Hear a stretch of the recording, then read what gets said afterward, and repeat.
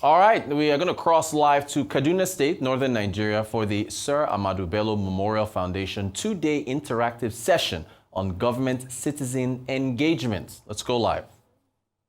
But to help him succeed, because his failure is our failure. His failure is our suffering. I don't like what I hear sometimes. Somebody even approached me. Why are you working for APC and President Ashwaju? I say, I'm not working for him. I'm working for the people of northern states and Nigeria. Like I said, any one of them who will have been elected, we will have done the same thing.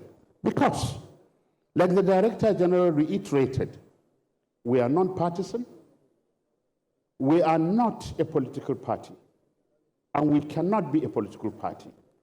Our major concern is to ensure the production and the elevation of good leadership and good governance in our country.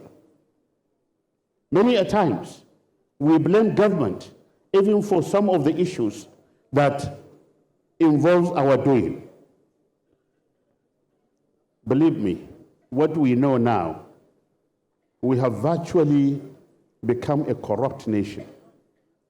Anything you do now, you must pay your way out of it. But then, when it comes, you always want to blame the government alone. The government is a reflection of what the society is. You must understand that. And we already know, those of us who believe, God did not send angels, God sent human beings as prophets. And God will not send angels to lead you. You are the ones who will produce the leadership, and if you are not upright, if you are not good, if anything that is wrong with you will be reflected on what you do and what you produce. Therefore, for us, we know that there are problems, but we also know that they were not created by the current government. Many of the problems were inherited. And it has become so cumulative that many people are so discouraged. We need to understand, we need to appreciate that for our institutions to do what they are supposed to be doing, we must demand good governance. We must demand that they stand upright. But you cannot, like they say, you cannot come to equity without clean hands. You must come to it with a clean hand. Otherwise, you will not have what you are looking for. So today, we are happy that you are all here. The government officials are here. The citizens are here. They will talk to you. They will tell you. Many of you will remember the promises. I saw a caption. I haven't spoken to my friend whether it was exactly what he said about the lopsidedness of things that have been happening, particularly in politics. We must be careful with the kind of vocabulary that we use.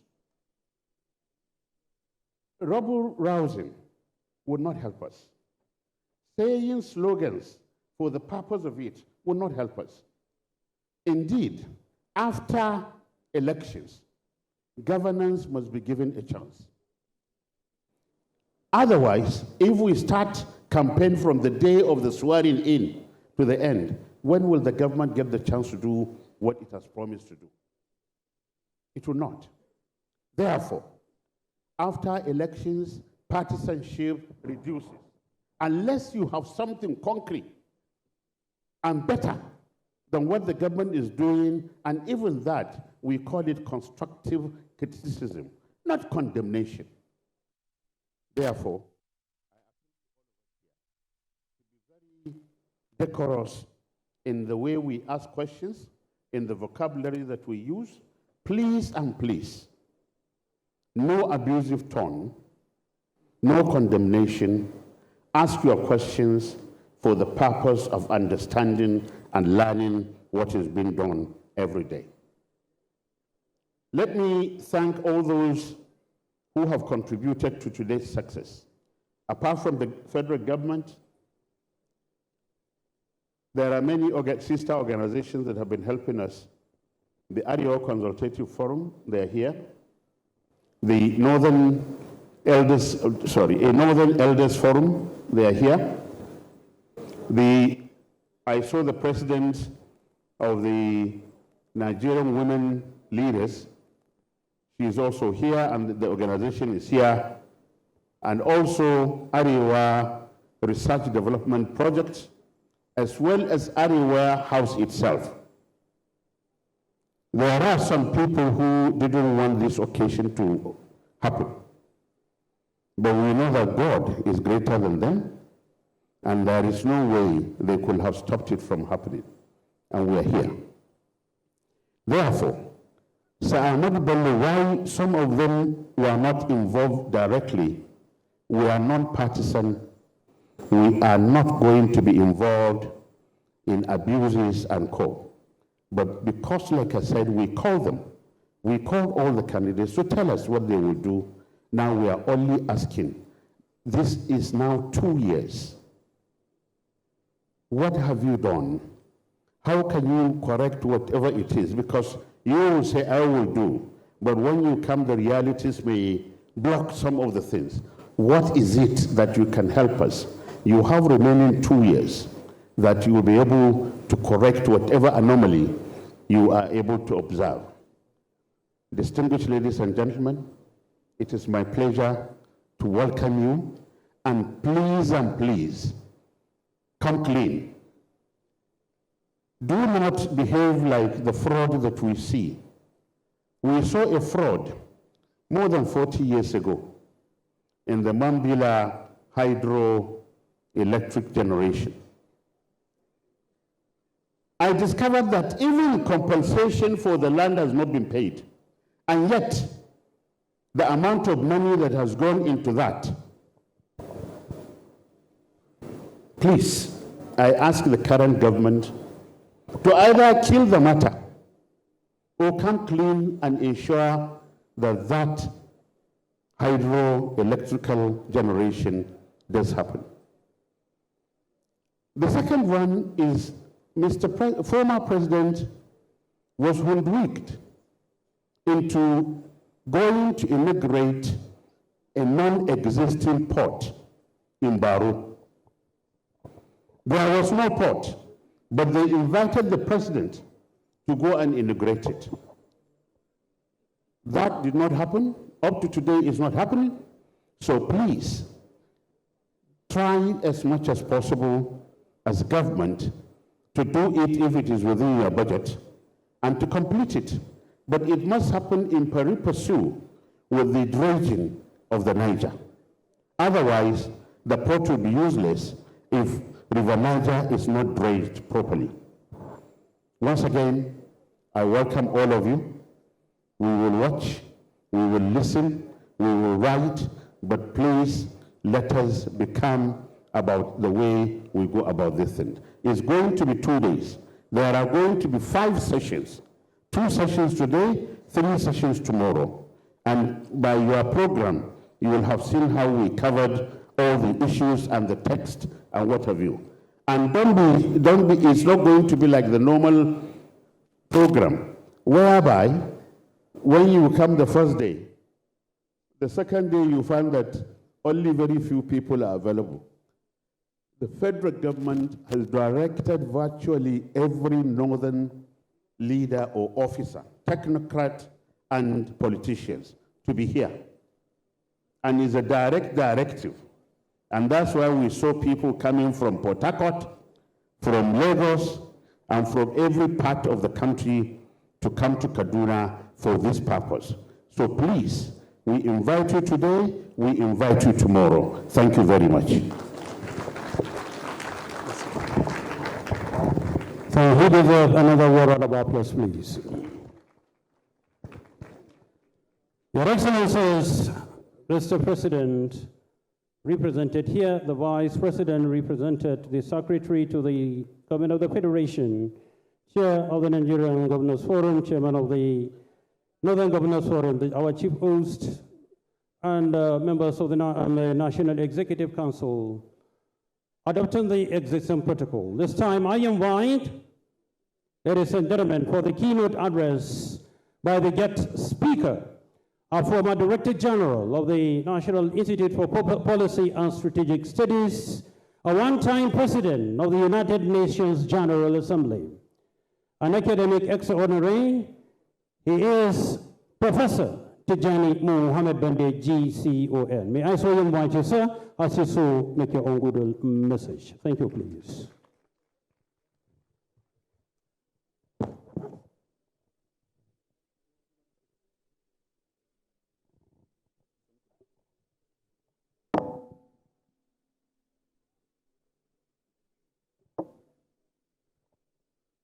Mr. Chairman, let me beg on this occasion to stand on existing protocol.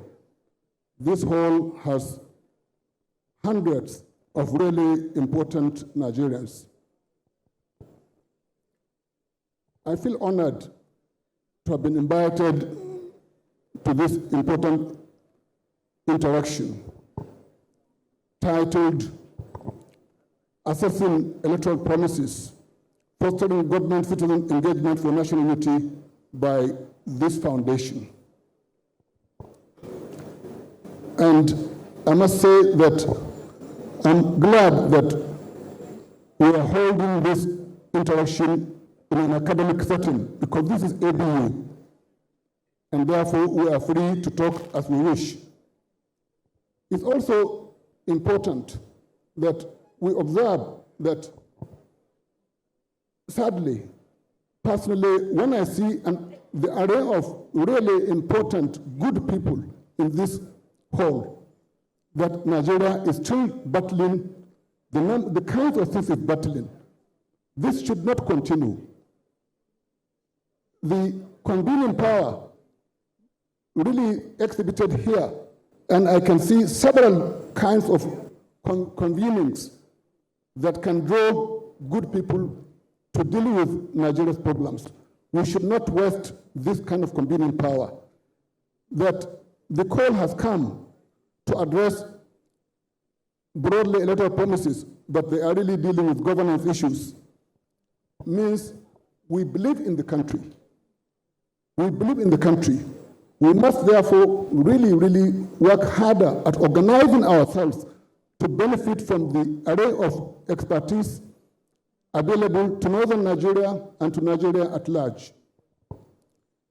However, my reflections are targeted to bring in to attention global realities and trends as they must affect our country.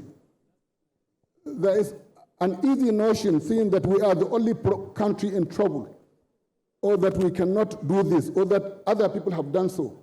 And I think I just want to use what I do know, plus what I have also observed, to bring to bear some of the considerations relating to how Nigeria must be a learning nation.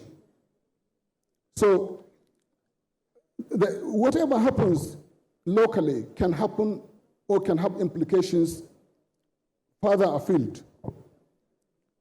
Let me just remind you that Boko Haram started locally. It has ravaged the sub-region.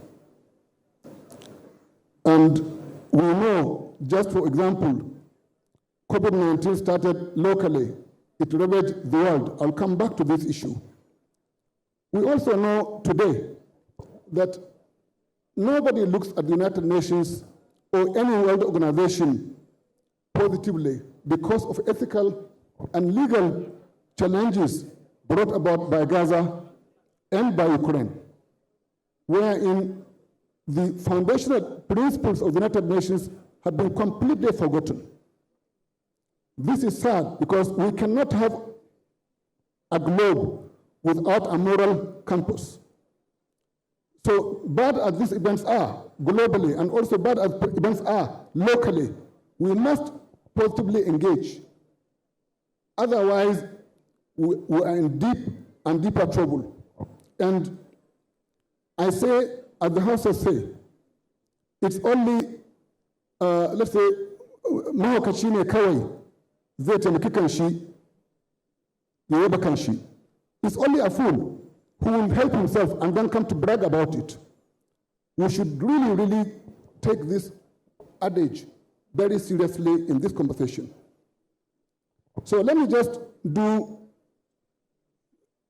a short review, which is not necessarily in this group, about what Northern Nigeria is. First of all, very easily, we are talking of 2/3 of the landmass, 3/4 of the landmass of the country. We are talking about 2/3 of its population. Therefore, a discussion about Northern Nigeria is necessarily a discussion about Nigeria. So there is no apology to be given why this is so. So we have a duty as Northern Nigerians to look after Nigeria. We have a duty. So, and my approach is to see what kinds of things we should consider in that engagement with the president, of course, in this case, with the officials of government. Now, we know the history of the region,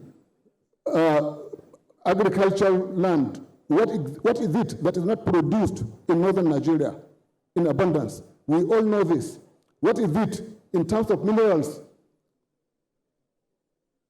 that is not produced or cannot be produced in Nigeria to sustain Nigeria, not only northern Nigeria? These ones are well known, but just a reminder that this is the issue. Now, in northern Nigeria, during colonial and immediate post-colonial periods, there was expansion of education and skills as would help the region and the country to live up to its progressive aspirations for development, for peace. We had a very strong civil service which promoted the public interest, which also ensured that disputes, especially communal disputes, were addressed in a timely manner. This is critical. Now, as all of us know, there were periods of turbulence in our country, as indeed in others. We even had a civil war. And even through it all, Nigerian governments successive regimes did very well in addressing those challenges. Of course, circumstances or conditions varied, skills also varied, and attainments of objectives also varied over time. For today, as the comments of previous speakers have indicated, northern Nigeria has these challenges: security, poverty, education, healthcare, agricultural modernization, service delivery, and this is key, a weakening sense of patriotism or even self-confidence. This is something that I want to come back to because it's at the center of our problem. The widely quoted report of the National Board of Statistics, which is doing a great job, is improving really over the last 20 years. Nigerian social statistics can take that as an improvement, has shown the issue of multi-dimensional poverty in the country, wherein 103 million are said to be poor, out of which about 80 are in the north. Now, we have also the oft-quoted figure of out-of-school children. The figure was 18 million, out of which 8 are from northern Nigeria. But 2 weeks ago, UNESCO gave the figure at 18.5 million. I will have to check on the veracity of that one. But that's not the issue. Even if we have 10 people not in school, we have a challenge that has to be addressed. Now, we should know that why is this important? Northern Nigeria has boundaries with Chad, with Cameroon, with Nigeria, with Niger Republic and Benin Republic. And it also has deep cultural ties to many West, Central, and North African countries. Events in each of those countries can and do impact what happens here. Now, I want to say, to give cautionary notes from situations across the globe. We are facing crisis now. We have faced crisis before. We have overcome crisis like the Civil War and even June 12. You have forgotten. And we are still here. Now,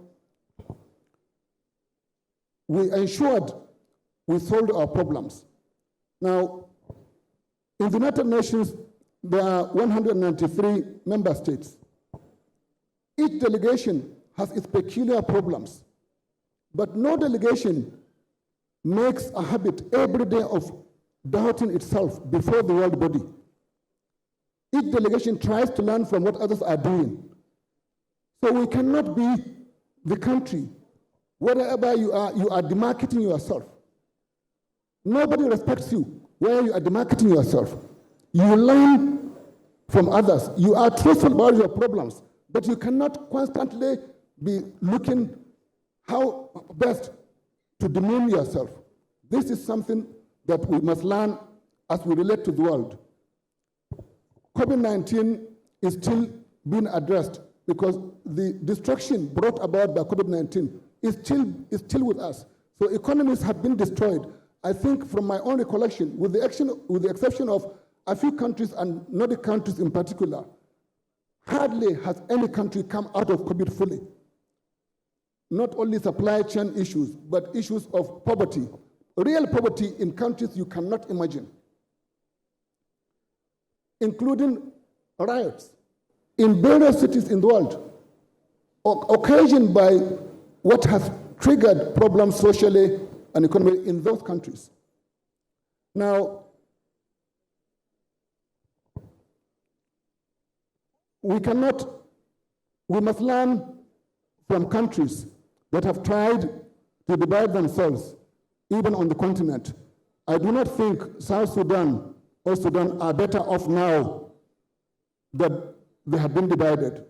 I have very good reason to say so, but this is not the occasion to deal with this. But I just want to say, neither South Sudan nor Sudan are better off because of their separation.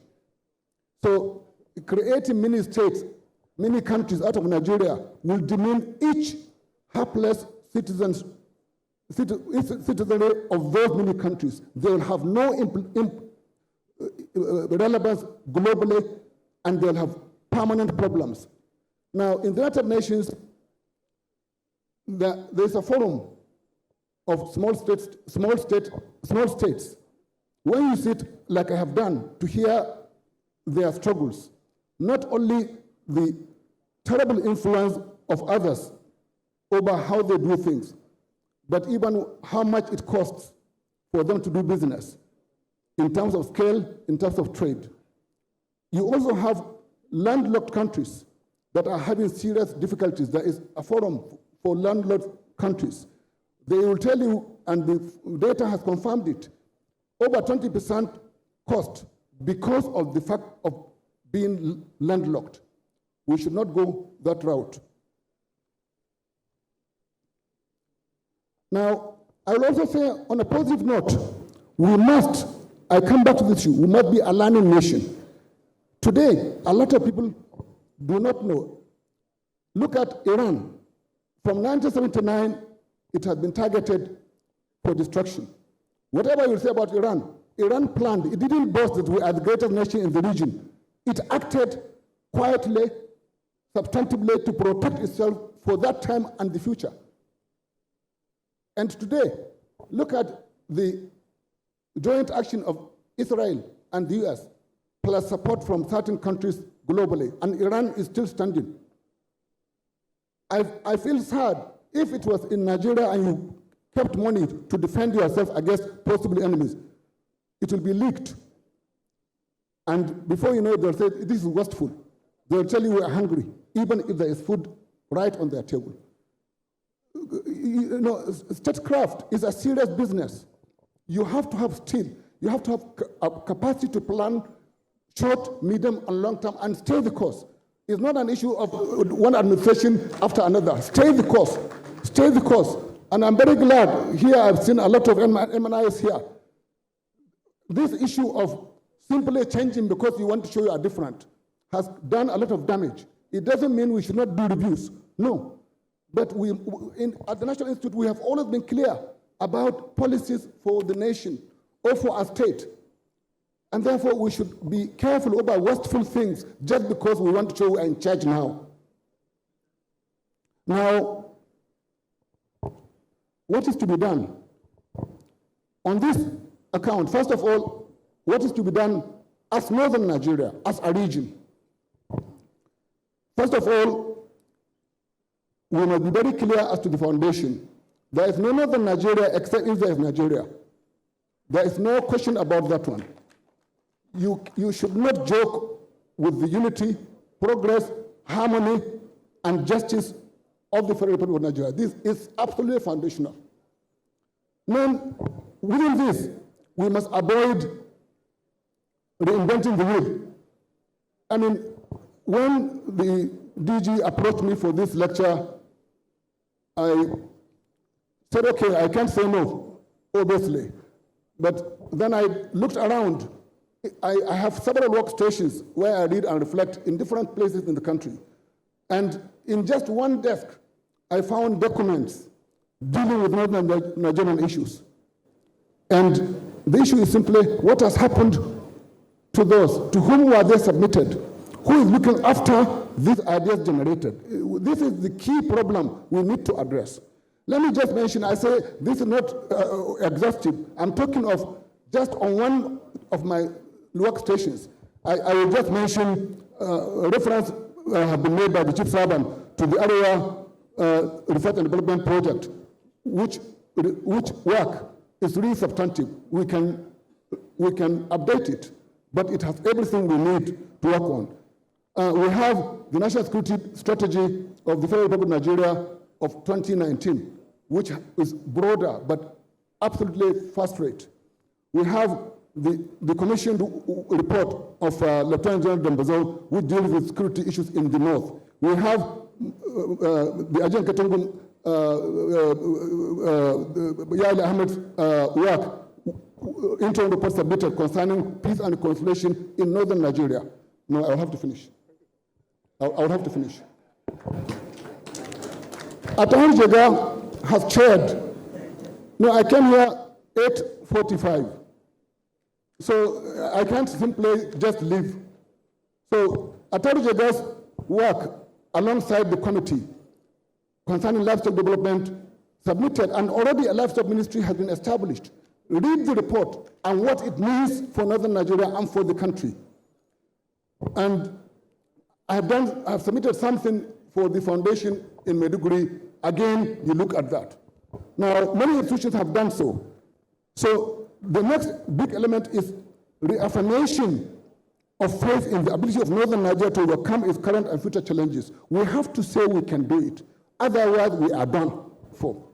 So we must do this in terms of peace, justice, solidarity, unity, and progress of Nigeria, and the importance of Nigeria to the continent. At times, people forget the meaning of being a Nigerian outside.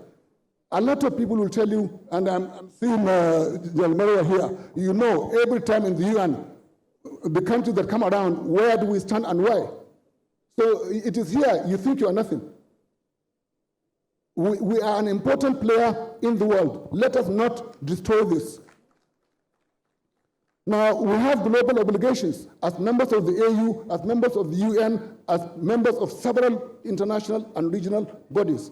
We have made commitments. We can't simply run away because we say we have a problem. We can't. We have to stand for ourselves and for the continent. Now, how do we engage, Mr. President, in this case, the officials of government? I think this is the next element, because first of all, nobody will take you seriously. If you have your own authority and you're not taking it, but you're looking at somebody, what have you done? First of all, deal with their issue. That is what makes you credible. Now, for the engagement, I propose, one, we must anchor our demands on what is feasible and lawful. Don't request what is not possible. Ask what is lawful. So, because no government, except it's a continuing government, knows the enormity of the challenges. Because when you talk of transparency does not mean every problem you bring it to the out. It's not like that. Statecraft is much more serious than that. So you come to lead after someone has left. You are never sure what you will find. You are never really sure. So that's why you have to have the grace and the patience to say, you said you will do this, why are you not doing so? But be convinced. It's not like you simply say and run. No, you ask because it's important. So, and you also prepare solution. If the other party is saying ABC, well, why don't you do this? Then there is an understanding. But you do so very clear. You are neither masters nor supplicants. You are citizens with rights and duties. Therefore, it is respectful but very firm. No hedging. We are talking of 2/3 of the country in landmass, 2/3 in 3/4 and 2/3, and you can't therefore be simply shrinking. Now, two, policy differences are normal in all governance systems. Reforms are also necessary at times and almost all the time difficult. But without them, you risk loss of everything. Therefore, you have to have patience when somebody or a government says there is a reform. Understand why, understand the theory of change behind it. Why are you saying this? What are the stages? What is the timeline? Then you deal with the timeline issues on the basis of resources available. So it's not simply sit in my village and begin to say this is what should be done. I must engage to see what is there and also prefer alternatives. It's absolutely necessary. Three, again, do your own responsibility first. A federal arrangement presupposes some work for different levels, some joint. Therefore, before you begin to again ask, do your own, try to improve, because governance systems must improve at the village level, at the district level, at the state level, and further on. Now, there are controversies in the media, and again, Chief Sergeant raised it just now concerning ethnic coloration of appointments in security, especially and finance sectors. I think this engagement is important. It must be done respectfully, because why? Let us be clear. For no administration should be allowed to do state capture. Nigeria is too big to have state capture. You must work for the entirety of the nation. So again, if you have worries about this, please do the engagement and seriously. There must be, and I'm glad this is also, as if you read what I had written, this issue of the president. You know, just imagine yourself representing Nigeria, even in Mali or in any place, and the story is, oh, your president has not done secondary school. But, we lived it. That your president, you are in negotiation, and the story is that, oh, your president has stolen certificates. Your president has not done secondary school. What does it aid? I mean, you demean yourself as you demean your country. So this abuse of leaders must be, we cut it. So we must cut ourselves as leaders. Speech that is not civil. But we must asking questions about relevant things. I mean, when the so-called debate about Buhari, late Buhari, and may God forgive him, secondary school, but he was major general, and you think your is a primary school dropout? I mean, this kind of thing, it demeans us. We should not go in that route ever again. Again, media. You must really deal with media. There is no northern media to speak of. There isn't, because it's a tough one. And people don't want it. They want people who will beat their drums. These are not the ones we need. We have to have a proper media, including a means of how we read the social media, because now this is one other completely global problem. So again, this is all encompassing. Now, modernization of agriculture needs to be deepened, and I'm very glad that there is now a Ministry of Livestock Development, and I'm glad the Minister is here. This is really great for Northern Nigeria. I have read virtually all the reports that were available to me. I've seen Kuta and others here. And of course, my brother Jiga has been giving me what information was appropriate. Now, this has implications for poverty alleviation, communal harmony, and security. We should deepen and support that ministry very seriously. Now, there is danger. Item number 7, in encouraging, even if inadvertently, the importation of food, especially rice and maize. We can produce this here. We should avoid the easy recourse. And we are going back. We have made progress. All of a sudden, everybody is importing. This is something that we have to stop. We have to stop this. Now, we have to have inputs. We have to have knowledge deepened. ABU is doing great work in agriculture. Many other universities of agriculture have been introduced around the country. Why then are we importing food in a land that has and can produce everything? Now,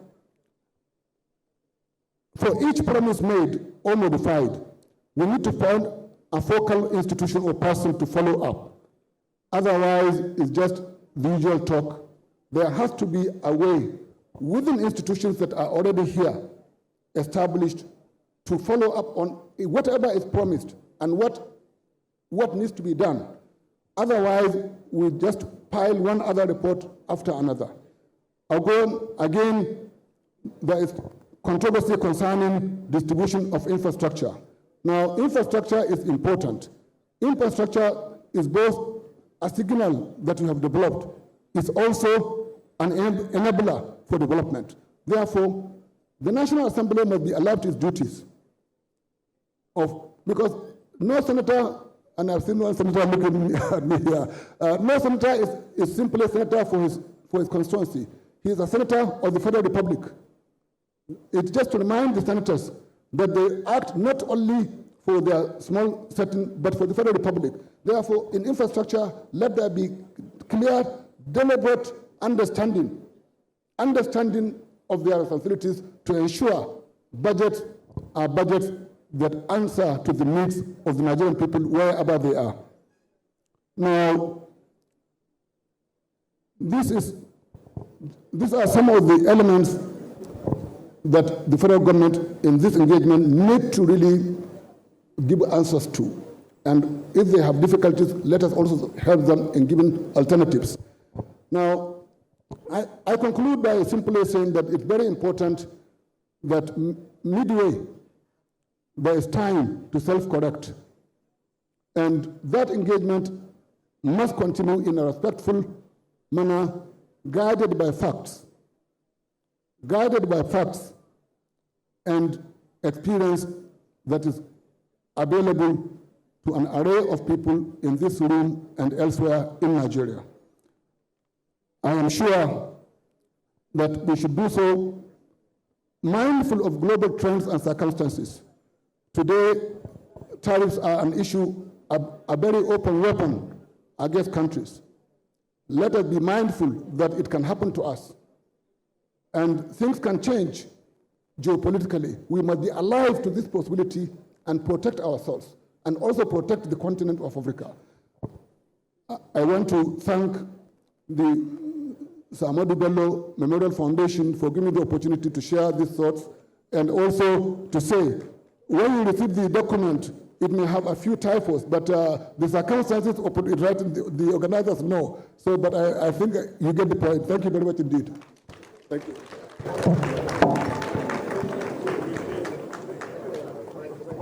Thank you very much, sir. Please give the Prof a round of applause.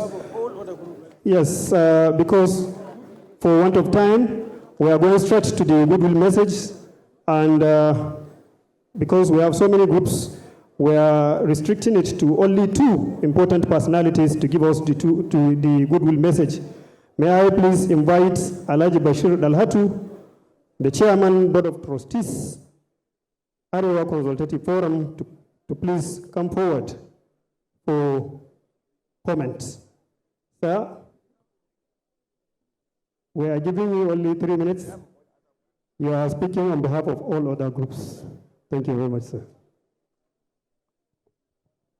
Thank you very much. I don't know how many all other groups are, but if you divide 3 minutes between all other groups, that goes into seconds. Your Excellency, the representative of the President,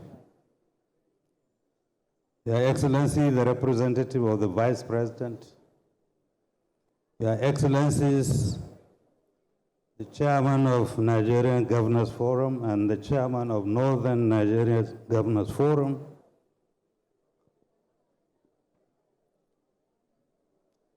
the host, Governor of Kaduna State, Your Excellency, all other distinguished ladies and gentlemen. Let me say that I wanted to say I bring the message of good tidings from the Arewa Consultative Forum and good wishes to this interactive session. Now I have to bring good wishes, goodwill message from all other groupings as I was introduced to do. It is very, very important to say that we express our gratitude to the Ahmadu Bello Memorial Foundation for organizing this event. I also want to recall that the ACF was part of the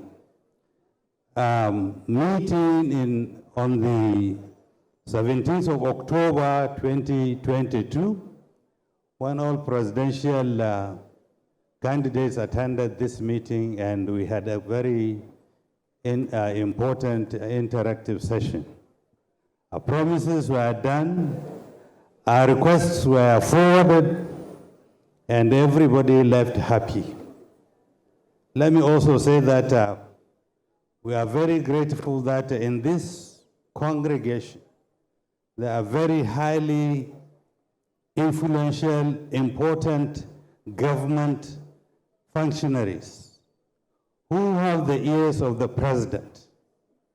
And I'm sure they are here to sensitize, to find out, to learn, and to also interact so that they can go back and tell the president what they have been able to aggregate the feeling in northern Nigeria. I want to first of all confess that the president was my brother and good friend. He is now my president and leader. So, but with that, I also have the responsibility to express gratitude and encourage him where he has done well. Places such as de-emphasizing and diminishing the almost war situation between the ECOWAS countries few years ago. In his capacity as the chairman, he has done extremely well to bring that situation down.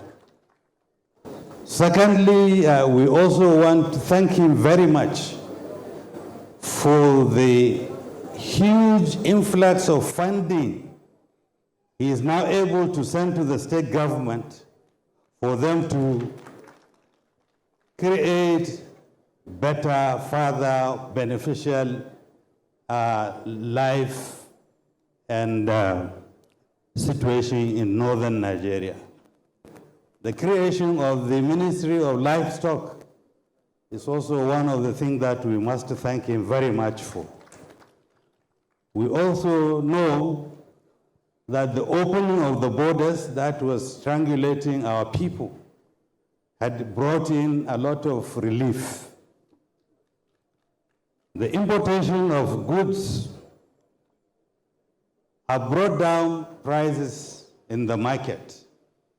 So, Mr. President, these are just few of the things that I think you should be commended for. Thank you very much. However, because when I said he was my brother, he was my younger brother. And in this gathering, I think my age places upon me the responsibility of also saying a few things that we need for the president and government officials to pay attention to. Fortunately, we have 2 days to attend this interactive session. But within the 2 days, we have few questions, or a lot of questions, that we need answers for. And we have few incidences that we need the government officials to take forward to the president. When the ACF visited Mr. President on the 30th of May, 2024, we have made a list of requests. We have addressed the president on issues of security, poverty, unemployment, out-of-school children, a Jakarta situation, bad or no roads at all, oil and gas situation in Kolmani River, the Mambila Hydro project, and the dredging of River Niger and Benue. Mr. President listened very carefully, and in the end, he appreciated our demands and requested that a committee be set up so that these issues could continually be looked into and reviewed and addressed as found. The ACF, I'm very happy with their presence, Excellency. We are still waiting for that committee to come on board. Is that all? No. Within these 2 days, we are going to ask questions about other things such as the impression, the general impression about some of the activities of this government. And I also want to use the Hausa. We led the war and the battle during the elections and produced 64% of the votes. And we have this feeling now that an yaki, an yi nasara, an bar mu da kuturun bawa. Meaning, you went to war, you led the war, you succeeded, but when the distribution of the booty happened, you are given a leper as your own contribution to the war. So that can, I'm sure the officials will digest this as we go along.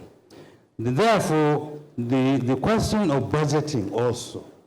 We used to know that before 1999, the federal government was very conscious about the distribution of amenities, projects throughout the country in an evenly, fairly equitable way. But since 1999, the budgeting system has become skewed against the northern region. And we want to, if our political leaders, especially in the National Assembly, are listening to us, we are saying you must be more proactive so that this can be addressed to. The out-of-school children that the Prof mentioned, my own statistics say there are 20 million children out of school in Nigeria. and 80% of that 20 million are in northern Nigeria. If half of the 15 trillion is given to us next budget, not a single child will be out of school, including the creation of schools and teachers and equipment. The other half of the 15 trillion can produce road network in northern Nigeria. I have recently had extensive tour in the northeastern Nigeria, and believe me, it has the worst road, if at all, network. So that has to also be looked at. We would be asking questions about government officials who take decisions that we think are painful to us. One such issue would be if there is a representative of the central bank, why the relocation exercise, why the voluntary retirement, why the recent employment of 16 directors and only 4 are from northern Nigeria. We will personally make a request to the president to consider spreading agro-allied industries in northern Nigeria so that our agricultural inputs could be properly accommodated. I still have, all right, they are sending me away now. We thank you very much. We'll be here with you today and tomorrow, and we will demand these questions to be answered from the government officials here. Thank you very much. Thank you very much. That has been one of our senior citizens of the Federal Republic of Nigeria. Of course, we thank you most sincerely, a former minister, and of course, a legal luminary ex honoré.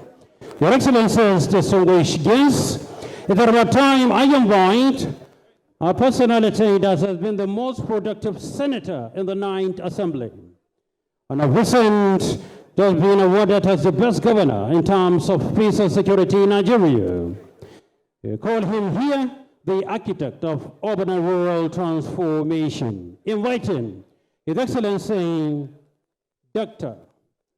Uba Sani C.O.N., the Executive Governor of Kaduna State, has come to make his address as the chief host of this event. Your Excellency, sir.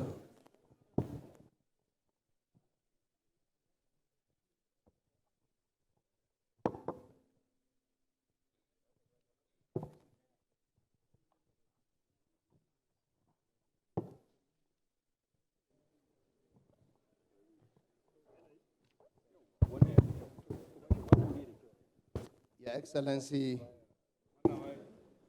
Mr. President, President Bola Ahmed Tinubu, ably represented here by the Chairman of Nigeria's Governors Forum, His Excellency Abdurrahman Abdrazak CON, the Executive Governor of Kwara State, Your Excellency, the Vice President of the Federal Republic of Nigeria, Senator Kashin Shettima, GCON, ably represented by Dr. Ali Modibo Umar, Special Advisor on Special Duties,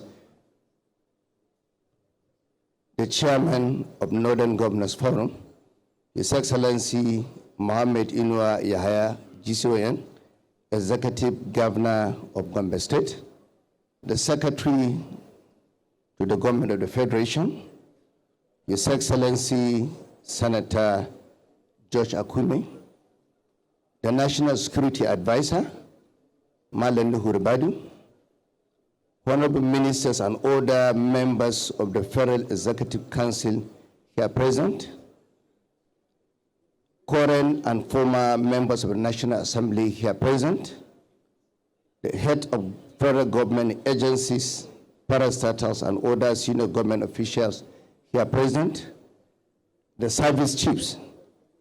I will especially recognize our own, the Chief of Defense Staff, General Christopher Musa, and other service chiefs here present, the Chairman, Board of Trustees, Sir Ahmadu Bello Memorial Foundation, Chief Servant, His Excellency Maazu Babangida Aliyu, GCON, the Director General, Sir Ahmadu Bello Memorial Foundation Engineer Abubakar Gamba Umar, the guest speaker, Professor Tijani Mohammed Bande, former President of the United Nations General Assembly, Royal Fathers here present, members of the Kaduna State Executive Council here present, religious leaders present here, invited guests, members of the press, ladies and gentlemen. It is with profound sense of patriotic obligation and genuine humility that I stand before this distinguished assembly to convene under the esteemed Sir Ahmadu Bello Memorial Foundation. This gathering is not a mere formality. It is an invitation to introspection, to earnest evaluation, and to the forging of bold, forward-looking strategy for our collective advancement. The conference theme, assessing electoral promises, fostering government-citizen engagement for national unity, speaks directly to the heart of democratic governance. It underscores the significance of honoring commitments and deepening connections between the states and the citizenry. Let us be clear, electoral pledges are not campaign rhetoric to be conveniently forgotten after votes are tallied.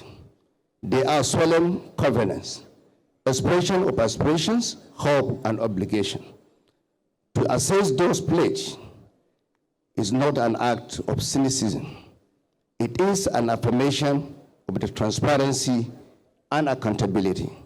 To foster genuine interaction between government and governed is not to encourage mere noise, but to cultivate the bedrock of unity, one grounded in shared progress, mutual respect, and restored trust. 2 years ago, this foundation brought before you leading presidential candidates. Among them, His Excellency Asuwaju Bola Ahmed Tinubu, GCFR. He addressed you not with empty praises, but with vision anchored in renewal, integration, and rapid development, especially for northern Nigeria. He made bold commitments. Today, reconvene as a collective body of reflection. The question is unavoidable. Has President Tinubu honored the pledges he made? As a governor of Kaduna State, former senator, and a proud son of the North, I offer this response not from a point of political partisanship, but as one engaged in the journey of regional transformation. Yes, since assuming office as president and commander-in-chief, His Excellency Bola Ahmed Tinubu has doggedly kept faith with the North. Yet, no president, however visionary, can succeed in isolation.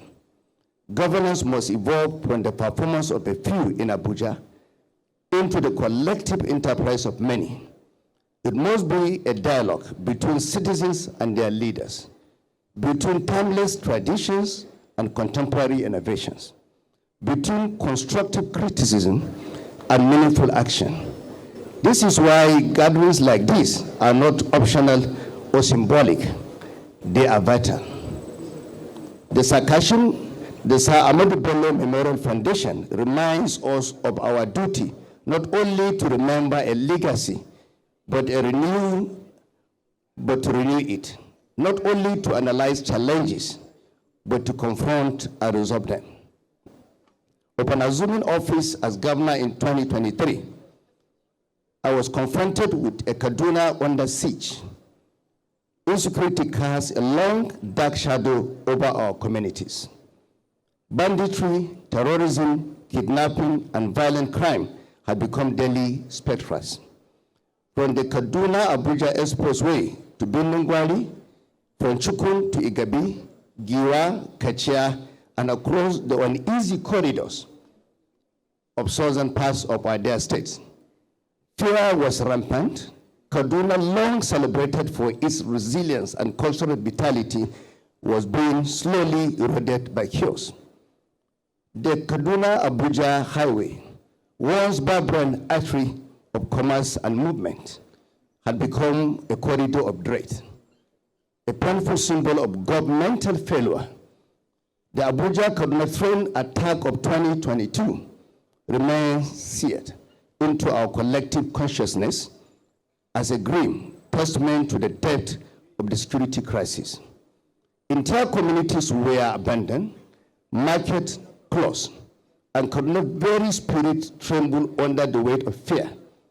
Frankly, had we attempted to organize this conference under those conditions in May 2023, the hall would have been empty, or worse, rendered inaccessible by persistent insecurity. But we could not stand idle. We recognize instinctively that force alone, goals without governance, yields limited results. So we embrace a composite model, the Kaduna Peace model, a paradigm blend of proactive security, community engagement, dialogue, and institutional alignment. By God's grace, and with the unwavering support of President Bola Ahmed Tinubu, our fortunes began to change. We prioritized peace, reinvigorated our security agencies, empowered local vigilance groups, and engaged communities with empathy, respect, and humility. Criminal enclaves along Kaduna-Abuja highway were dismantled. Markets in Buningwari reopened after more than a decade. And ghost towns in Chukun, Igabi, Giwa, Kachia, Zangon Katab regained life. In the south of our state, through dialogue and reconciliation, we actively laid the ground for a lasting peace. The federal government under President Bola Ahmed Tinubu leadership stood firmly with us, supported us, and stood by us. I commend the National Security Advisor, Malam Nuhu Ribadu, whose coordination and resolve have ensured that our security responses are both intelligent and sustained. I salute the Honorable Minister of Defense, the Honorable Minister of State for Defense, the Chief of Defense Staff, our service chiefs, and all security leaders whose courage and vigilance continue to protect our people. Their gallantry fills us with pride. Yet, we must acknowledge that insecurity is not only a failure of arms. It is born of exclusion, of educational deprivation, and of policy neglect. Long before I became governor, I emphasized that poverty is a potent instigator of instability. By the time we took office in May 2023, over 65% of our population in the Northwest in particular were financially excluded, denied access to credit, savings, and hope. In that void, extremism, criminality found fertile ground. As former chairman of the Senate Committee on Banking and Financial Institutions, I foresaw that deepening financial inclusion will be critical. I championed the Bofia Act of 2020, bringing fintech under formal regulation and laying the foundation for a digital economy. As a governor, I issue an executive order to formally integrate 2.5 million of our most vulnerable citizens into financial system. We collaborated with banks, fintechs, civil society, and global partners to preserve and expand that momentum. Financial inclusion is more than numbers. It is about dignity. It is about ensuring that a farmer in Giwa, a market woman in Kachia, and a youth in Zaria has a stake in our economy and our collective future. Indeed, at this point, I dare reiterate the fact that most of us here already know too well. Our challenges in the North today are deeply rooted issues that began decades ago. The region has suffered from years of neglect, policy inconsistency, and weak governance structures. Blaming His Excellency President Bola Ahmed Tinubu, who has barely been in office just 2 years ago, for the problem that have been festering for over 20 years or more ignores the complex history and systematic failures that span multiple governments and political actors in northern Nigeria. Well, the Tinubu administration bears the responsibility to find solutions. It is unjust and politically misleading to hold the administration solely accountable for the crisis that predates the tenure of the current president. I want to also at this point just, I was happy when the chairman of the ACF also made his own remark, and I'm happy he drew our attention, all of us here, that most of us who are the leaders in northern Nigeria, I think we should be open enough to take the blame, because there was silence. Where was our voices? Nobody was speaking in the last 10 years. Nobody was speaking in the last 15 years. Nobody was talking in the last 20 years. And we were sitting watching. The developmental indices in northern Nigeria, both the northwest, the northeast, and the north central, have deteriorated completely in the last 20 years to date. We're talking about out of school children, yes, 18.5 million when you talk about the UNICEF index right now. But more than 90% as of today. The 80% was about 3 years ago, 4 years ago. But if we don't take very serious action, we might not have a region called the northern Nigeria. So we have to be careful. And we should stop blaming President Bola Ahmed Tinubu. We should look at ourselves in the mirror and sit down. I'm happy what is happening today is unprecedented. This is the first time in the history of Nigeria officials from the federal government are sitting together in one hall to look at the problem of northern Nigeria and address it. And I think this is the beginning, and I can see hope. We need to continue with this and be focused and also be unwavering in doing this thing. President Tinubu's administration introduced a comprehensive student loan scheme, alleviating education costs and allowing students from modest backgrounds to pursue higher education. He is investing in infrastructure upgrade at federal institutions and enrolling thousands in vocational and digital training programs targeted at preparing youth for opportunities in technology and innovation. In basic education, we are expanding classroom capacity, recruiting and training teachers, renewing curricula, all to improve learning outcomes for underserved communities. We are reimagining education not simply as literacy, but as empowerment. President Tinubu's 3 million technical talent initiative trains youth in digital and technical skills. Well, our own agricultural colleges and technical institutes connect learning with livelihoods. We are not only preparing future employees, we are cultivating job creators. President Bola Ahmed Tinubu's efforts in healthcare are equally transformative. I'm here. I'm also happy that the chairman of the Nigerian Governors Forum is here.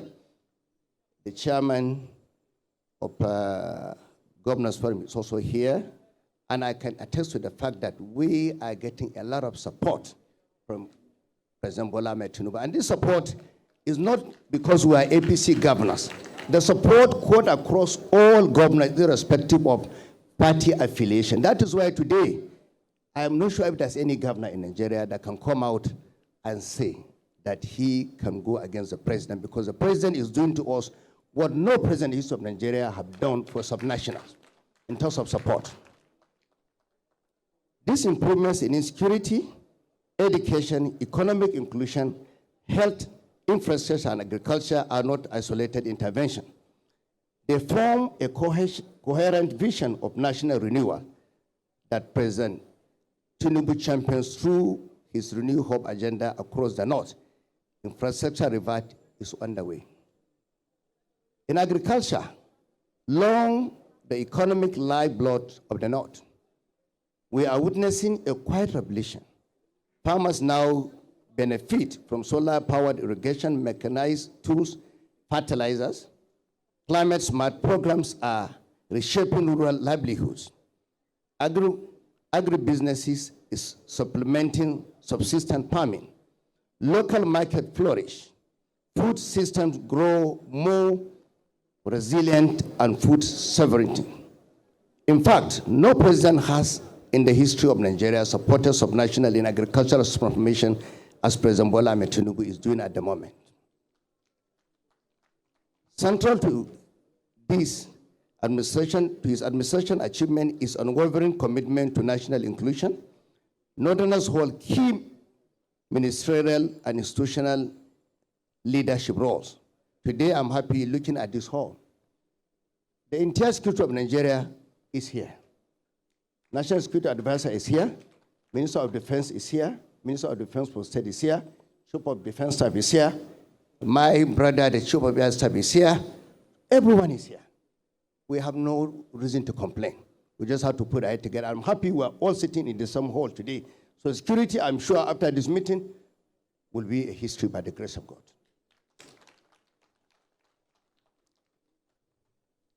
Again, I emphasize governance flourishes when it is inclusive. No president, no governor, no minister thrives alone. That is why this forum is not ornamental. It is catalytic. Sir Ahmadu Bello taught us that leadership is service rooted in vision and that unity must be founded in justice. Let us not merely recall his legacy.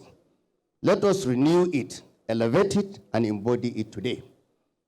In Kaduna State, we have embraced that mandate, completing long abandoned projects not for applause, but for lasting impact, building enduring institutions rather than mere infrastructure, expanding opportunities not just for the privileged, but for the forgotten majority.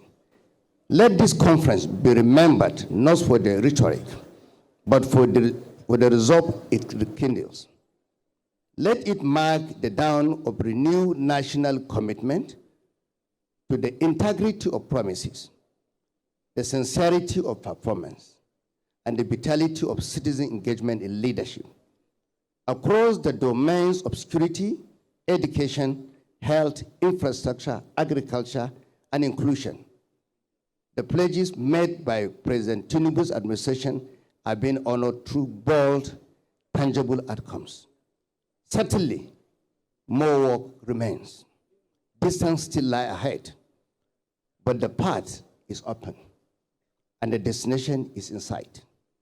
May the memory of Sir Ahmadu Bello continue to stir our conscience. May his vision illuminate our path, and may we, in our time, prove worthy of the Nigeria he envisaged. Thank you. May God bless Kaduna State, Northern Nigeria, and Federal Republic of Nigeria. Thank you. Thank you very much. That has been His Excellency, the Executive Governor of Kaduna State, our chief host for today's event. Your Excellency, Mr. President, here represented the Vice President, here represented members of the National Executive Council. Permit me as I adopt the already existing protocols. And it's about time I invite for address by the Chairman of Northern Governors Forum, who doubles as the Executive Governor of Gombe State, His Excellency Mohammed Inua Yahya, CON. Let's put our hands together as he comes right to the rostrum for his own address. Your Excellency, sir.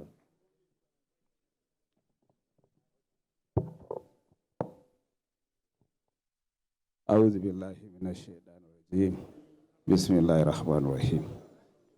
Your Excellency, the President of the Federal Republic of Nigeria, ably represented by His Excellency Abdurrahman Abdurazak, the Governor of Kwara State. Your Excellency the Vice President, again ably represented by the Special Advisor, my own dear brother, the Dambram Gombe, Dr. Aliyu Modibo Umar.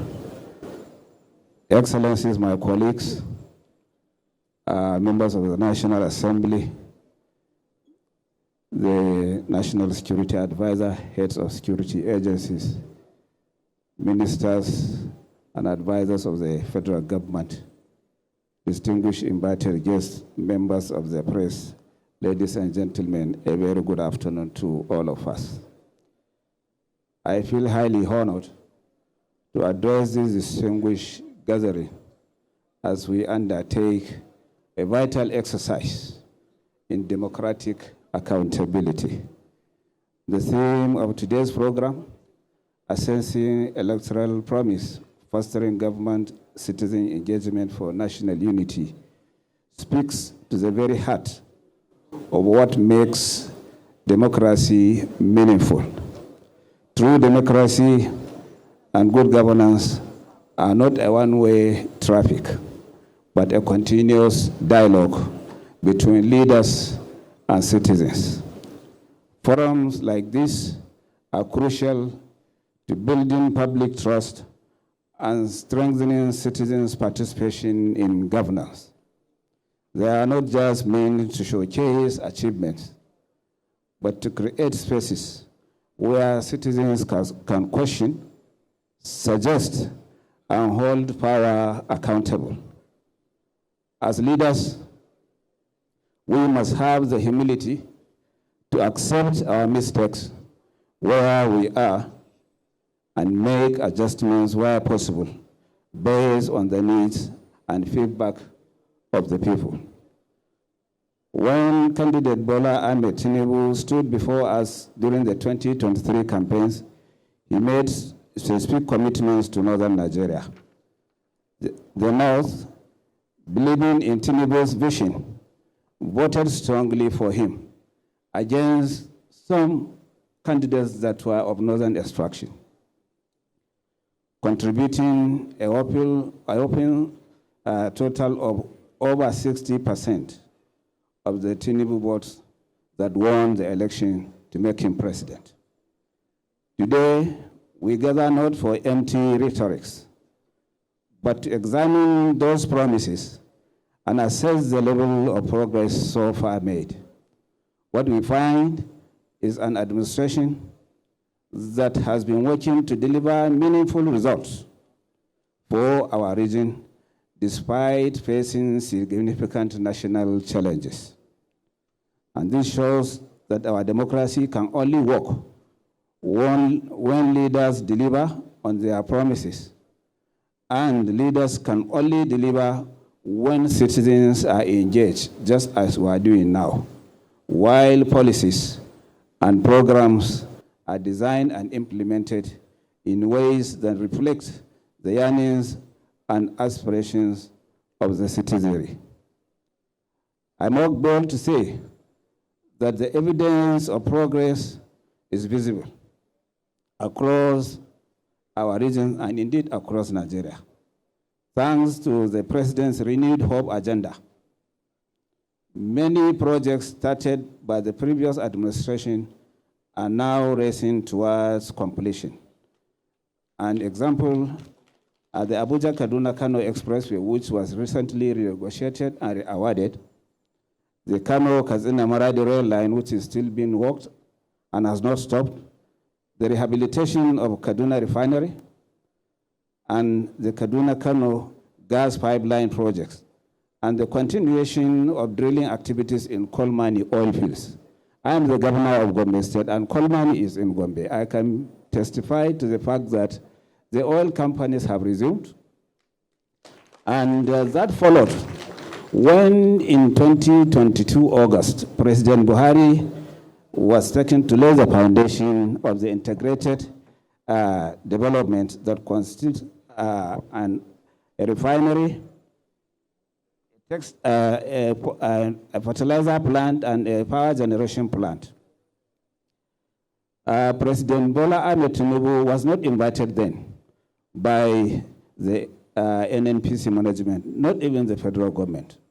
But as an APC governor, I looked around and I said, no, we have a candidate that has to know something about this, and we must make sure that, seeing that the days are almost gone, because barely a year plus for President Buhari to go, somebody else must continue that job. So I called the then party chairman, Senator Abdullahi Adamo, and told him that he had to organize from the APC front. At least let us have representation, and it should include, if possible, our presidential candidate. He honored the invitation, not from the president then, not from the NNPC, but from my own self. He went to Gombe, and he asked me, what do you want me to say, Mr. Governor? I said, sir, just tell the people that wherever Buhari stops, you will continue with this project. And he did. He made that promise.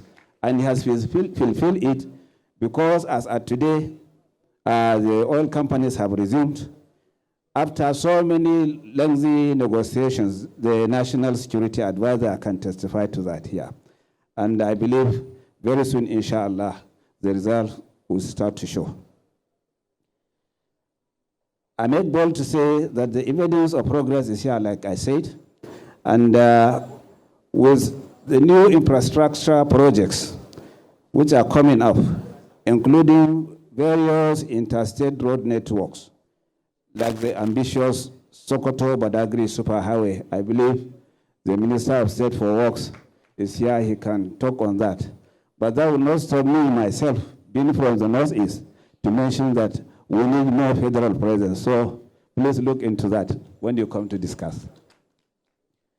The superhighway initiative has not touched any section of the Northeast. And Borno, Adamawa, Taraba, Bauchi, Gombe, and Yobe. If you consider the landmass, and roads can only be built on land. If you consider the landmass passing through the North Central until you get to Benue, there are issues. So please, let's use this as an opportunity to address the issues, and I believe the President will be happy knowing this, and it will be addressed. I'm just diverting from my own speech so that I put that in perspective. As already mentioned by the chairman of the Northern Area Consultative Forum. A superhighway I mentioned, agricultural value chain is also being improved, and that will uptake a lot of our people, knowing fully well that close to 75% or more of our people are peasant farmers. So if you have something that will engage them, and I believe the special agri-processing zone, which is being promoted and is being executed, will give room for all that to be done. And all those will contribute to uplifting the well-being of our people. On the security front, we have witnessed significant progress. The governor of Kaduna has mentioned. I am from the Northeast, so I can talk about what is happening there.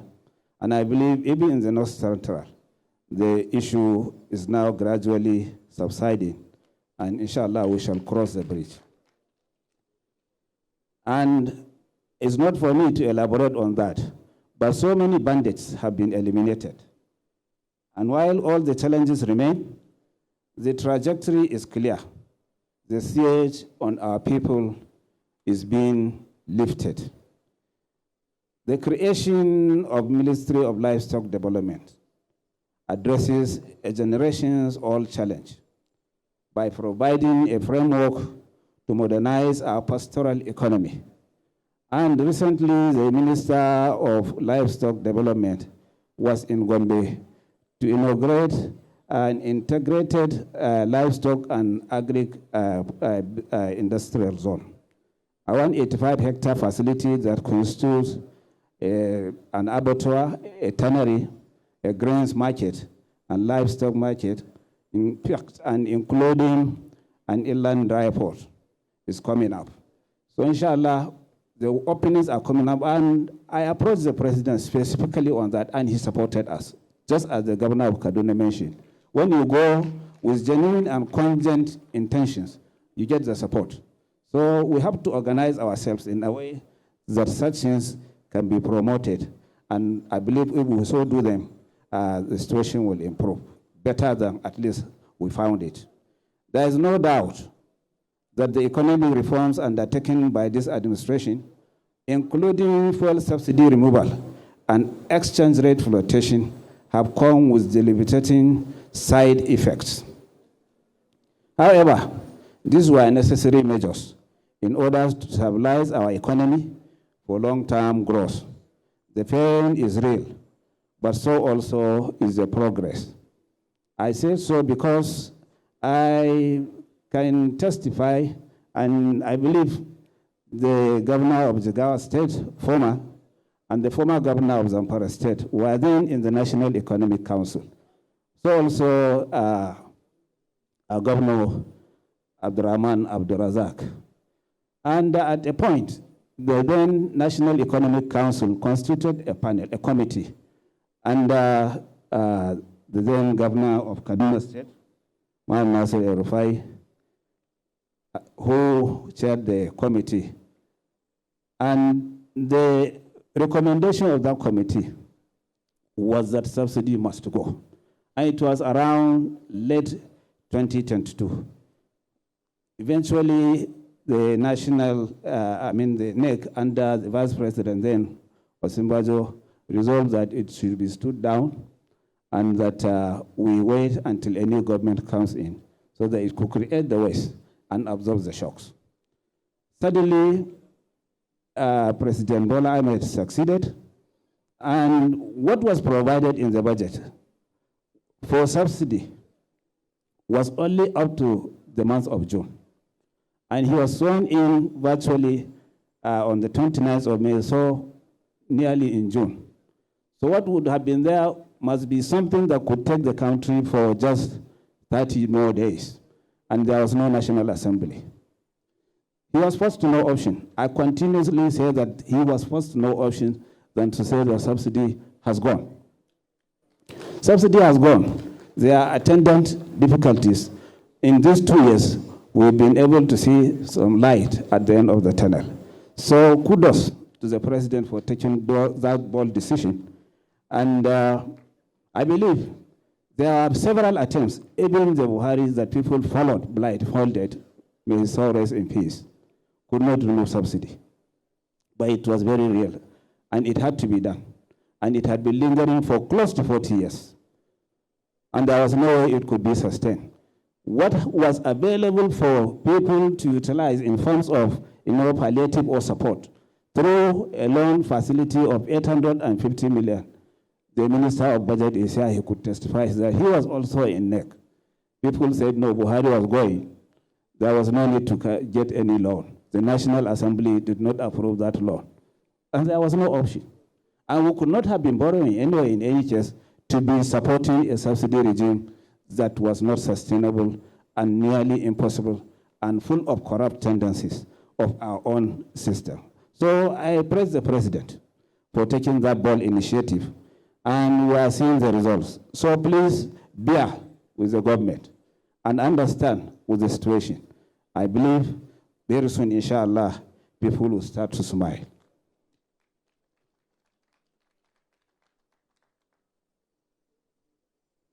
To sustain and build on these gains, all northern stakeholders must play their own part. We cannot play anything outside the fringes or the boundaries of Nigeria. And we have admitted ourselves that we must go with partners. We can't go alone. The North alone cannot be Nigeria, except if it is something else. So we must align, and we must work with our brothers in other regions so that the federal government of Nigeria will now progress, and inclusivity will entail that everybody touches what progress is.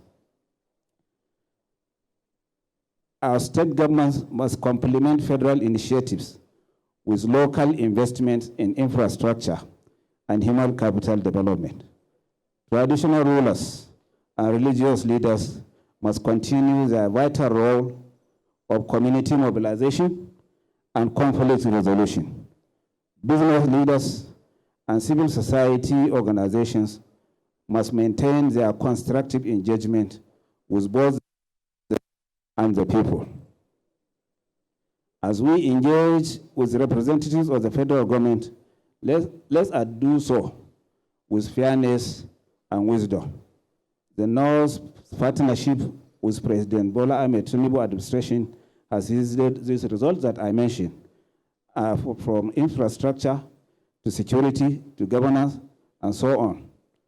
And going forward, I think resolving the issues and working together is the best way for us to go, rather than confrontation or not dialoguing in a way that the results will show and be impacted on our people. Our region's administration was rooted in the understanding that the North is not merely a political arithmetic, but a stabilizing force for national unity. As the late Sardauna reminded us in his autobiography, the North's strength lies in its unity with all Nigeria. I urge all of us to continue with our support and pray that the administration will succeed in working to overcome our challenges. And that we do by encouraging Mr. President to carry on and giving him a pat on the back. Distinguished guests, ladies and gentlemen, the true measure of our democracy is not found in campaign promises and slogans, but in what happens when the elections are over. Democracy thrives in the spaces we create for honest dialogue, in the accountability we demand from our leaders, and in the responsibility we all share to build a Nigeria that works for every citizen. Today's gathering exemplifies how we should govern, not from the comfort of our offices, but in constant conversation with the people we serve. When government and citizens work as true partners, there is no challenge we cannot overcome. There is no unity we cannot achieve, and no future will be too heavy for us to build together. I want to thank you and thank the organizers for listening and for organizing the event. And I wish us all a fruitful and insightful discussion so that we all live here better equipped to serve the Nigerian people. May God bless you all. God bless the northern part of Nigeria and indeed Nigeria at large. Thank you very much. Thank you very much. Your Excellency, the Chairman of Northern Governors Forum. Your Excellency's distinguished guest, it's time I invite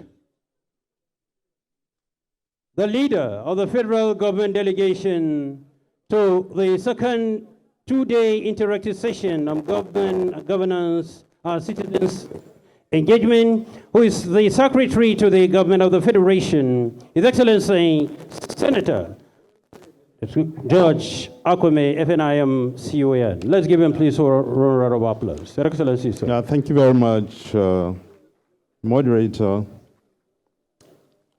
I was looking for an angle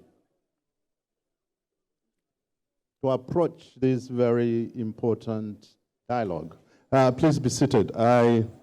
Someone provided a gap, and I just want to capitalize on it a little.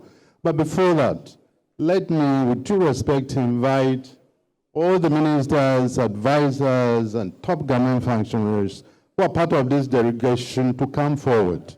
Please move forward.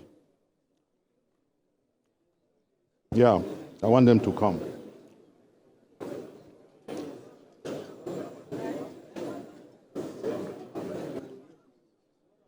Yeah. Very good. Yeah.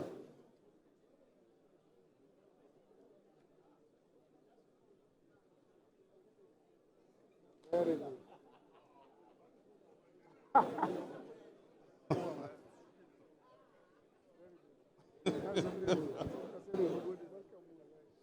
Made a very good observation. Yeah. Let's take picture. This picture will remain for long.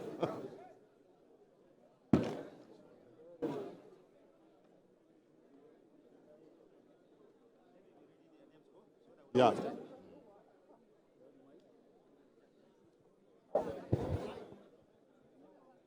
Your Excellency,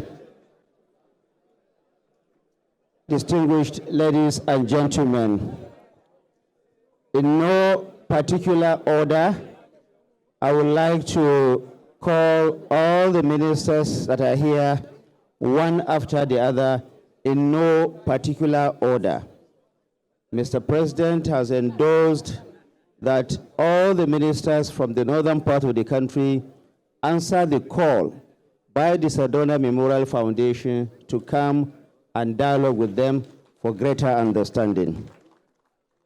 The Honorable Minister of Defense, the Honorable Minister of Budget and Planning, the Honorable Minister of Information and National Orientation, the Honorable Minister of Livestock Development, the Honorable Minister of Steel Development, the Honorable Minister of Women Affairs, the Honorable Minister of Arts, Culture and Creative Economy, the Honorable Minister of Transportation, the Honorable Minister of State for Defense, the Honorable Minister of State for Works, the Honorable Minister of State for Regional Development, the Honorable Minister of State for FCT, the Honorable Minister of State for Education, the Honorable Minister of State Housing, the National Security Advisor, the Honorable Minister of Housing, the Special Advisor to the President on Policy and Coordination, the Chairman of ICPC, the Chairman NDLEA, the Chairman National Hajj Commission, the Executive Vice Chairman National Communications Commission, the Director General NITDA, the Director General Oil and Gas Free Trade Zone, the Director General Nigerian Television Authority, the Director General Federal Radio Corporation of Nigeria, the Director General National Orientation Agency, the Chairman Presidential Natural Gas Initiative, the Chief of Defense Staff, the Chief of the Air Staff, the DIG Force Intelligence from the Nigerian Police, the Deputy Governor of the Central Bank, the Controller General of the Civil Defense, the CG Immigration, the Director General Budget Office, Managing Director Nexim Bank, Managing Director Northwest Development Commission and his team, the Managing Director Northeast Development Commission and his team, the Managing Director North Central Development Commission and his team, the Executive Secretary, UBEC, Universal Basic Education Commission, the Executive Secretary, Al-Majiri and Out-of-School Children, the Executive Secretary, Nomadic Education Commission, the Senior Special Assistant to the President on Community Engagement, the three of them from the North Central, Northeast, and Northwest are all here. The Board and Management of the Northwest and North Central of other boards that are here.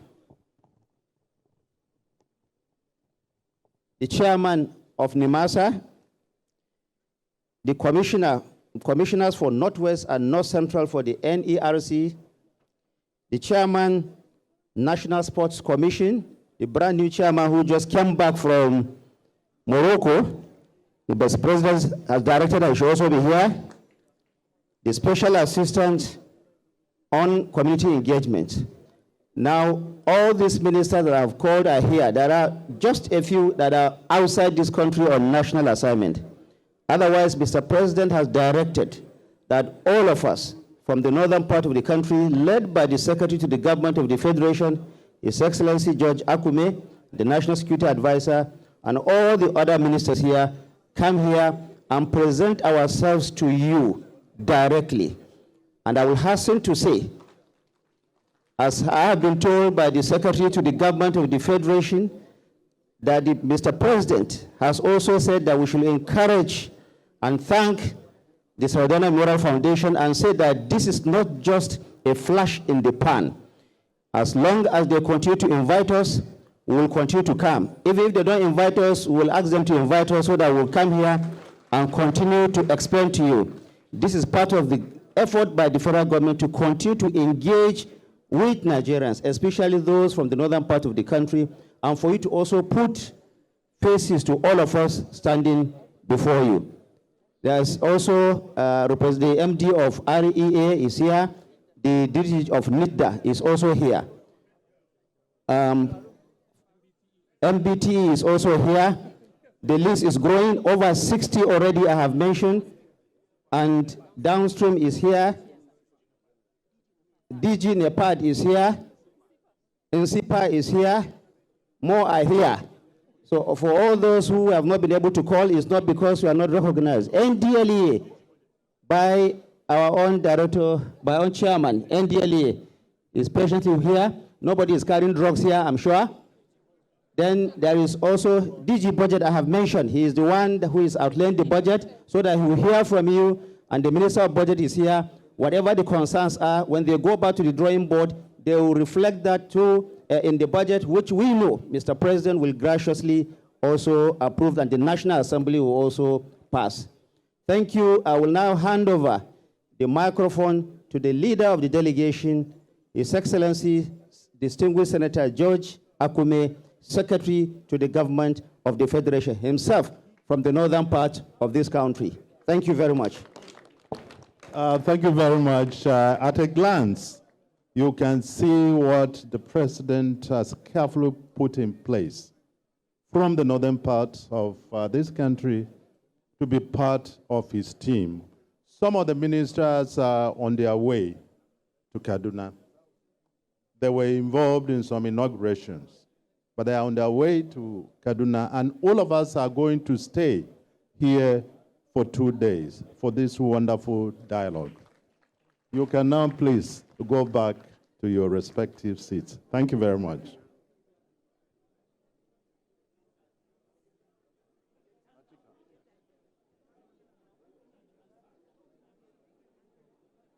Look at it. It's on the ground there. Take it from me. It's on the ground where I was sitting.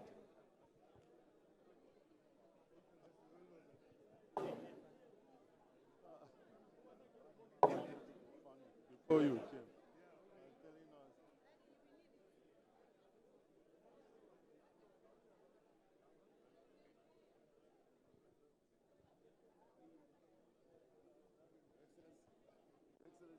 You are the greatest. You are a good man. Thank you very much.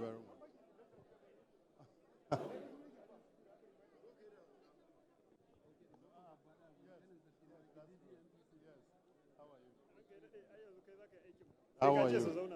Okay. Thank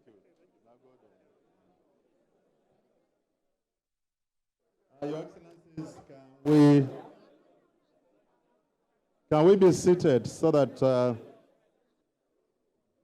well, thank you very much.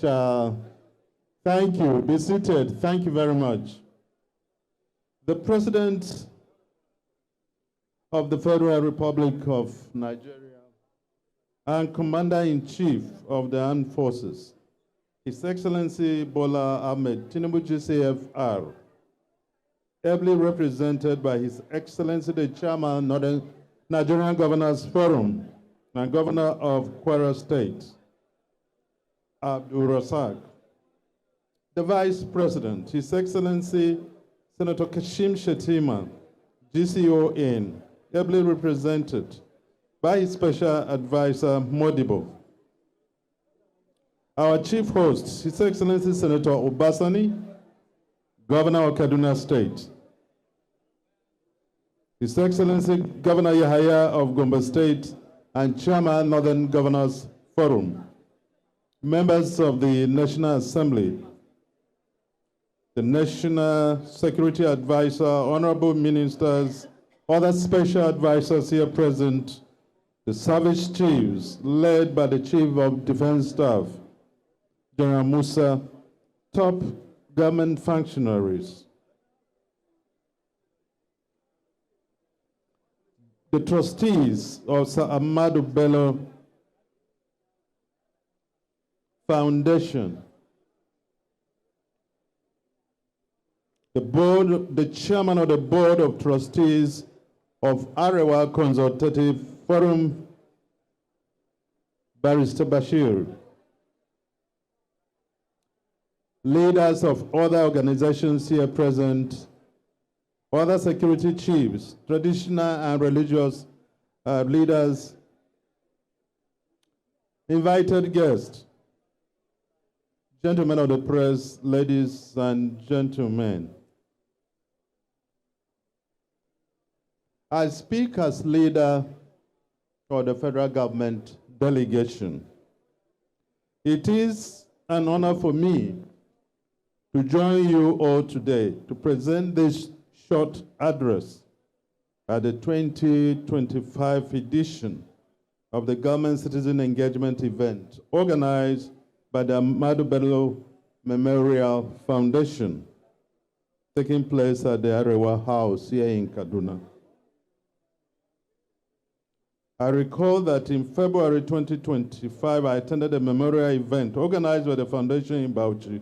I commend the foundation for creating a channel through which government and the citizens can forge a strong synergy for the improvement of governance space in Nigeria. I must begin this address by extolling the virtues of the late Sir Ahmadu Bello, in whose honor the Memorial Foundation has organized this event, a date that is memorable in the historical calendar of northern Nigeria. Sir Ahmadu Bello was a phenomenal being who promoted national cohesion and unity in Nigeria.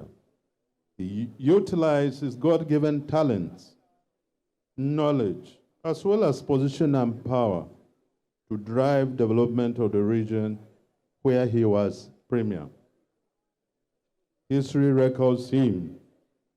And those of us who are old enough also remember that he was instrumental in forming alliances with other regions, the eastern and western regions, with the primary objective of enhancing national unity. He believed in a Nigeria that is united and indivisible. Above all, Sir Ahmadu Bello kept his promises as a politician and a statesman and remained accountable to God, his creator, and to humanity, whom he devoted his energy and time to serve. He embodied the values of compassion, wisdom, selflessness, and integrity. That brings me into the theme for today's interactive session on assessing electoral promises, fostering government-citizen engagement for national development. This morning, or this afternoon, I'm joined by a very strong team of serving ministers, advisors, and top government functionaries, drawn from several critical sectors of governance to espouse the giant strides taken in restoring the socio-economic fortunes of our country in order to drive growth over the past 2 years of the renewed hope agenda. As lined up in the program, the ministers will take turns to interact with the House by exposing more light on the promises made, promises kept, the role of the citizens and leaders, as well as the realities facing Nigeria today and tomorrow. They will explain the policy thrust of government and the expected outcomes in the short, medium, and long terms. As leader of this delegation, approved by President Bola Ahmed Tinubu GCFR, I recognize and salute and welcome all our governors, royal fathers, and other very important dignitaries at this event. By way of a background, this administration assumed office on the 29th of May, 2023, with a strong vision for our country under the renewed hope agenda. Out of 4 years, we have done 2 years and 2 months. can see that our stay in office is short, but the achievements are monumental.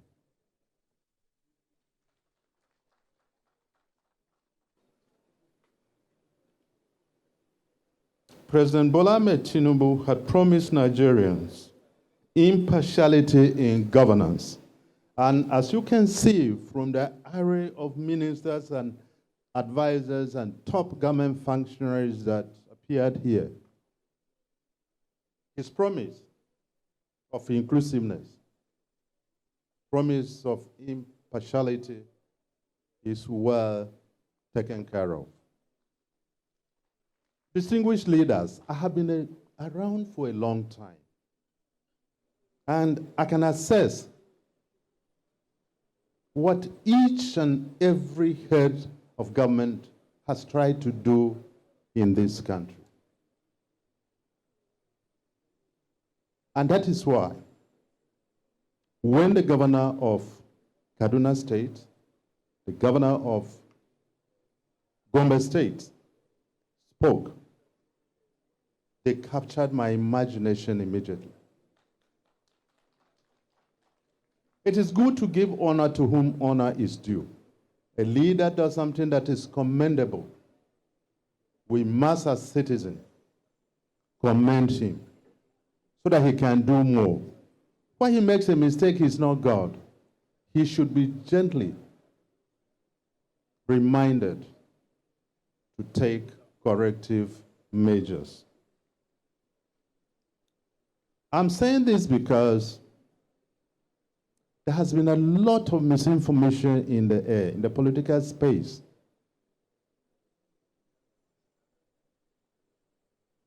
About appointments. But when I ran the statistics, in April, the Southwest was leading, followed closely by the Northwest.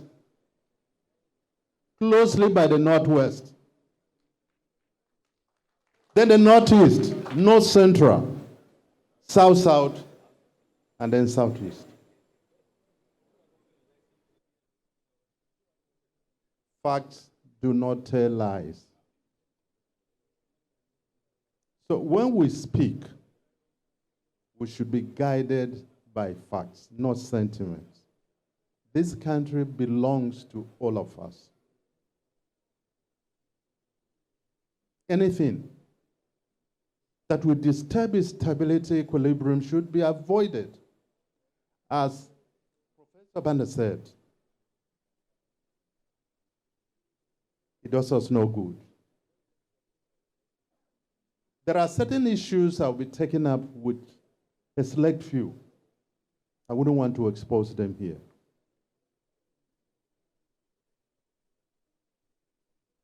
While we believe we should do everything to ensure the territorial integrity of our country. Those of us from this part of Nigeria.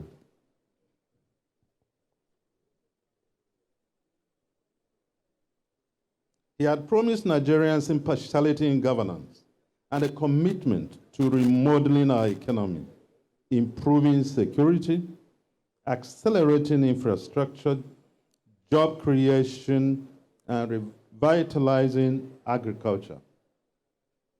When we talk of agriculture, mainly we are referring to the north, because we have the land, we also have the skills, and interventions that are taking place in the field of agriculture are enormous.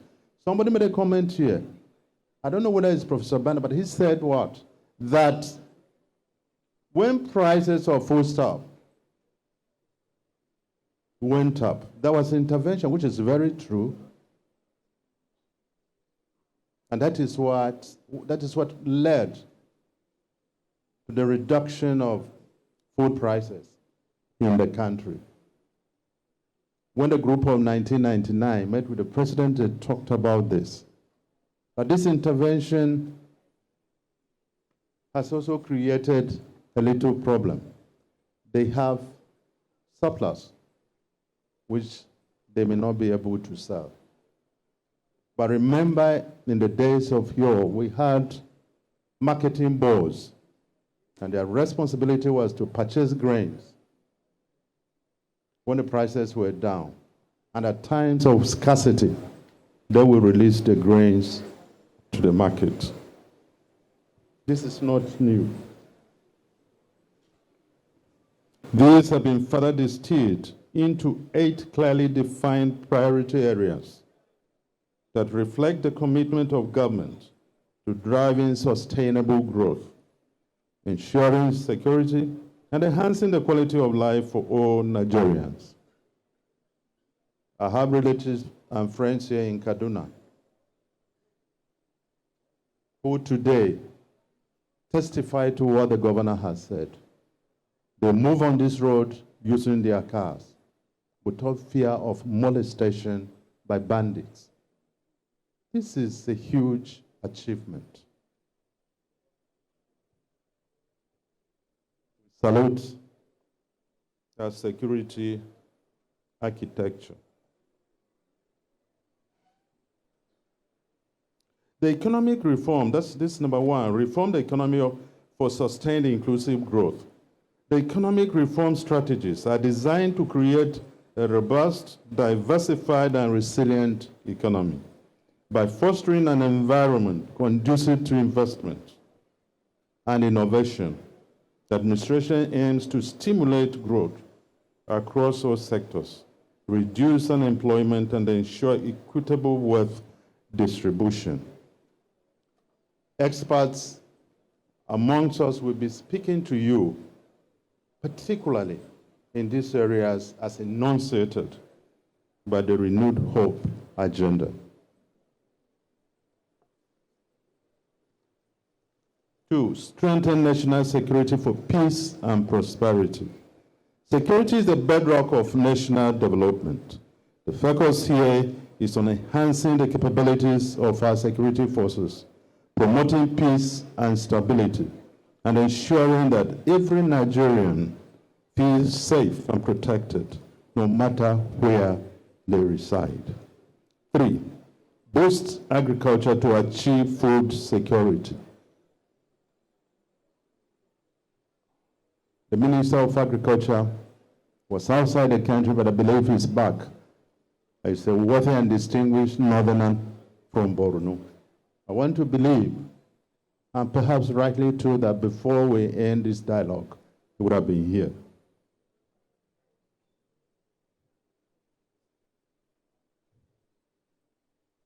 Unlock energy, that's 4, and natural resources for sustainable development.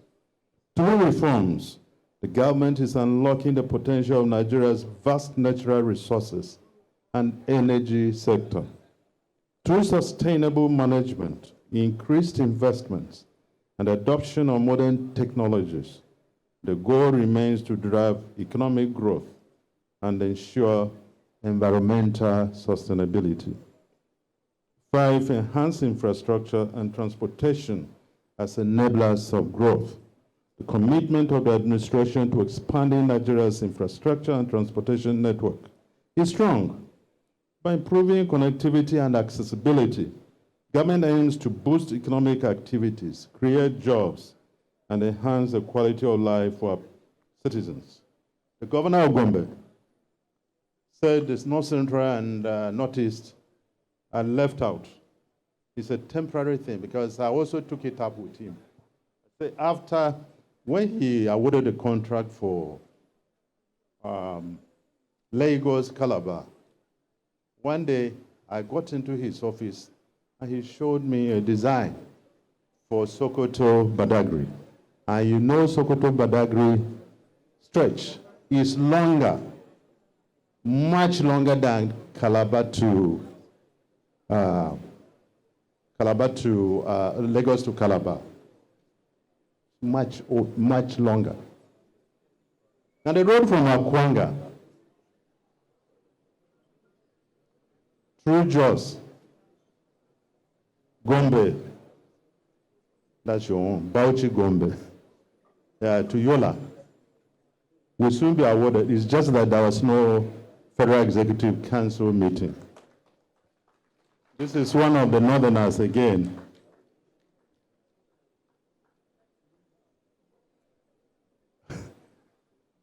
Honorable Minister, welcome. And let them see you. Let them see you. Stand up, let them see you here. Introduce yourself. Your Excellency, the Governor of Kaduna State and other governors here, the SGF and other members of the Federal Executive Council and political appointees, our distinguished guest, I'm Dr. Yusuf Tanko Sununu, Minister of State for Humanitarian Affairs. Along with me is the National Program Manager of Government Enterprises and Empowerment Program and the National Social Investment Program Agency and the Executive Secretary of National Commission for Disability and also the Federal Commissioner for National Commission for Refugee, Migrant and Internally Displaced Person. Thank you. Under the Federal Ministry of Humanitarian Affairs. Well, thank you very much. You're welcome.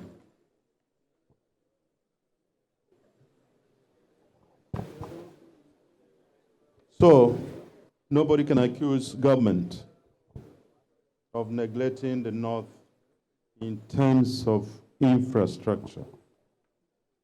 We are very much represented. And he said he will go into the one in the middle of the country so that states like Gombe, Plateau, Benue will benefit. But even the one from Lagos to Calabar has passed into the hinterland. In fact, there is one that moves from the hinterland, from the sea. That's the Lagos Calabar, from the sea through Ebonyi,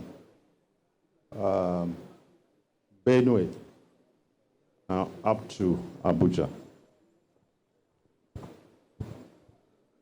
Anyway, the Minister of Transportation and the Minister of Works, Minister of State Works are here.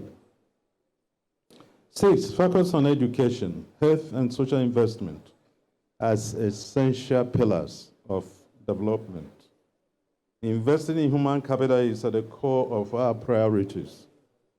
Government remains dedicated to revamping the education and healthcare systems and enhancing social welfare programs to build a healthier, more educated, and empowered populace. Professor Pate is not here, but he is the Minister of Health, of Social Welfare. I wish he were here, but if he's in the country, certainly he will be here later today or tomorrow. The Governor of Kaduna touched on some aspect of our investment in the area of education, but I believe the ministers are here to do justice to that. 7, accelerate diversification through industrialization, digitization, creative arts, manufacturing, and innovation. Diversification is crucial for our nation's economic resilience, and government remains focused on promoting industrialization, embracing digital transformation, nurturing the creative arts, boosting manufacturing, and fostering innovation to create a dynamic and diverse economic landscape. I know recently a board was approved for cotton, and cotton used to be an important crop here. And in those days, when you came to Kaduna, we talk of Kaduna Textile, Arewa Textile, Northspin, and so on and so forth. I will look forward to recreating the past under this administration. 8, improve governance for effective service delivery. The cornerstone of every public policy is to enhance governance structures that will ensure efficient and transparent service delivery by strengthening institutions, promoting rule of law, and encouraging civic participation. Objective of government is to foster a governance model that is responsive, accountable, and effective. Recognizing the need to intentionally achieve these development objectives, the President, in his wisdom, has strengthened the mechanism of improving performance management, coordination, and implementation of presidential priorities of the federal government. He appointed a special advisor, who is also a daughter of the North, that is Isabella Usman, as the head of the Central Delivery Coordinating Unit. Having laid the necessary background, let me now reflect on these priorities. Thematically, within the framework of governance and national renewal, the objective is to demonstrate that Renewed Hope Agenda has not merely been a campaign slogan, but a pragmatic vision built on the pillars of good governance, transparency, accountability, participation, responsiveness, equity, rule of law, and inclusivity. It is important to expand on some of these issues because as at May 29-23, the economy of Nigeria was under severe stress and threats of collapse. From the onset of this administration, President Bola Ahmed Tinubu adopted bold and foundational reforms to stabilize and grow the Nigerian economy. Amongst the steps, the unified exchange rate, which, though initially painful, it enhanced transparency in forex management and boosted investor confidence. Took another bold step when he removed fuel subsidy. Fuel subsidy has always been with us like an albatross on someone's neck. What was lacking was the courage by those who came before him to do the needful. And when this was done, a development economist, a Nigerian, president of Afrexim Bank, remarked that that was the best decision taken in the oil and gas industry. The fuel subsidy regime had become big and uncontrollable, like an Indian elephant. It got to a stage, according to Professor Orama, when Nigeria's exports of crude could not guarantee payment for imported petroleum products. And again, at a point, financial institutions refused to extend credit to Nigeria because we had reached allowable limit. That was when Orama again came to support the government. Orama said, it doesn't make good business sense when you sell something to buy another thing, and what you realize from the sale cannot buy what you are importing. That was the best. Tough, but that was the best. Tax and other revenue reforms. I know this generated a lot of debate and comments. But you see, people felt that once you come out with this kind of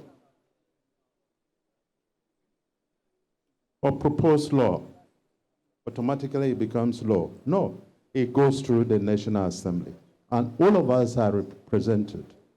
All the regions are represented at the National Assembly.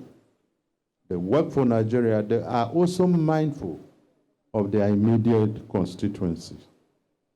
In line with the Renewed Hope Agenda, President Bola Ahmed Tinubu has carried out the reform of our tax system to expand the revenue base by signing into law the new Tax Reform Act.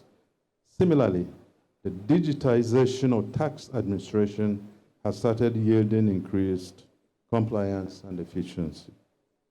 Local government autonomy. Recognizing local governance as the bedrock of democracy, the Tinubu administration has received judicial backing for local government autonomy. Local governments are said to be governments closest to the people, and where they are allowed to function maximally and efficiently, they will no doubt reduce poverty in the land.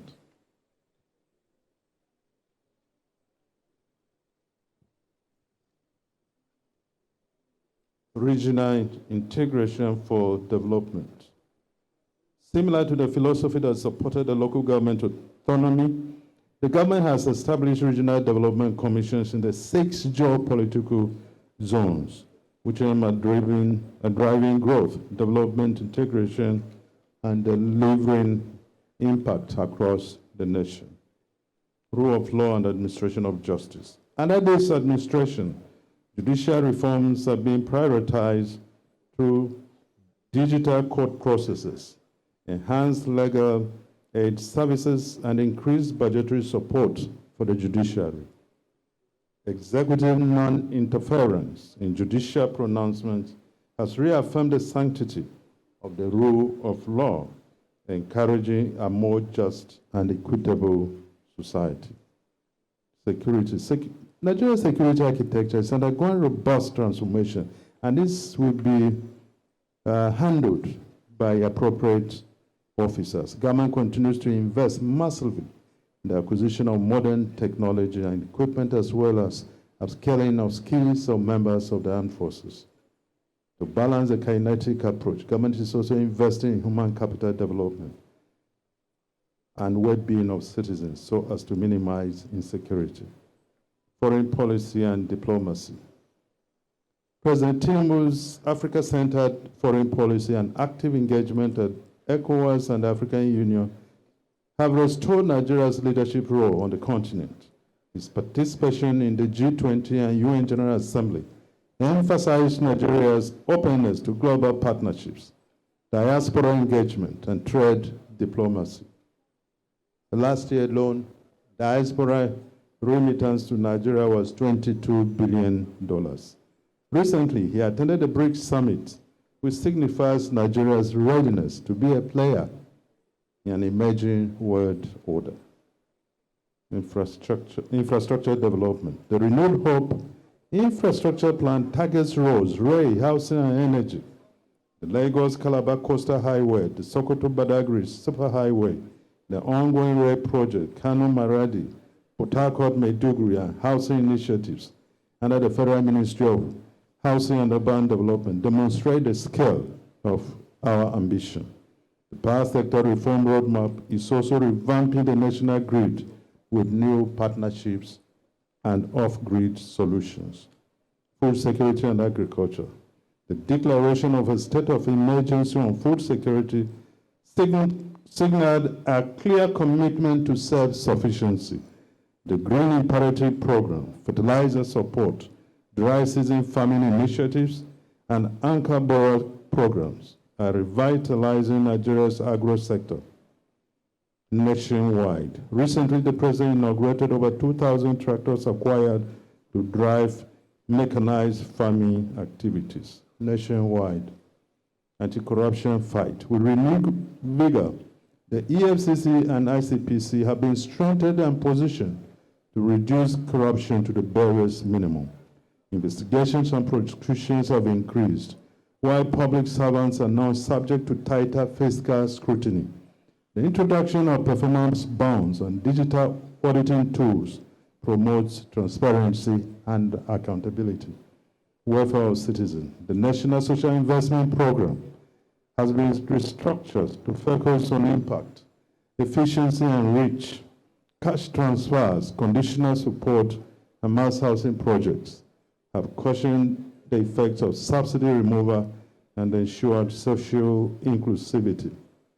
Education and youth development. Education is receiving renewed focus through the Student Loan Act, which has been operationalized, offering access to tertiary education funding. About 2 months ago, over 60% of students who accessed the loan were from the northern part of the country.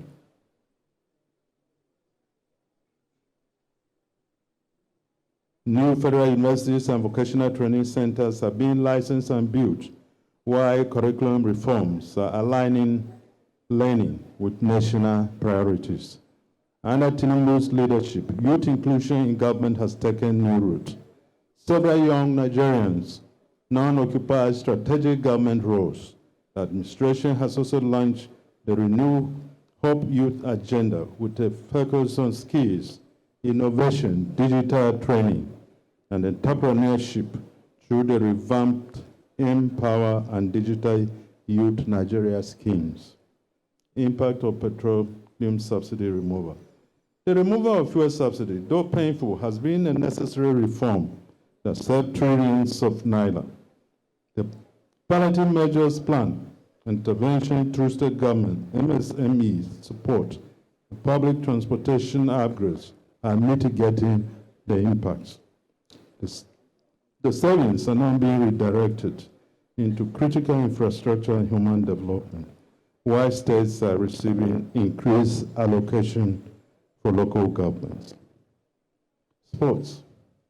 The National Sports Industry Policy has turned sports into a business and development tool. The National Sports Commission has been reintroduced to enable the sector grow through partnership with the private sector and investors. Investment in sports infrastructure, youth tournaments, and private sector engagements have elevated national pride and created new jobs. Only yesterday, Super Falcons won a major soccer trophy, which made Nigeria proud. Your Excellencies, ladies and gentlemen, in 2 short years, President Bola Ahmed Tinubu has laid the foundational stones of a new Nigeria through visionary leadership, principle, and reform. Under the renewed hope agenda, Nigeria has experienced the rebirth of our institutions, the recalibration of our economy, and the reawakening of a nation ready to lead Africa. However, let me share a secret with you. The journey has just begun, and there's a bright light at the end of the tunnel. The coming phases of this administration development agenda factor greater citizen participation, citizen engagement, sustained reforms, and a collective resolve to protect and deepen our democracy. Before I take my seat, let me share with you what our leaders did here in Kaduna in 1999, before the Just Convention of the People's Democratic Party. They recognized, and rightly too, that the only way to ensure our unity and territorial integrity of our dear country was to entrench in our minds and practice rotational presidency between the South and the North.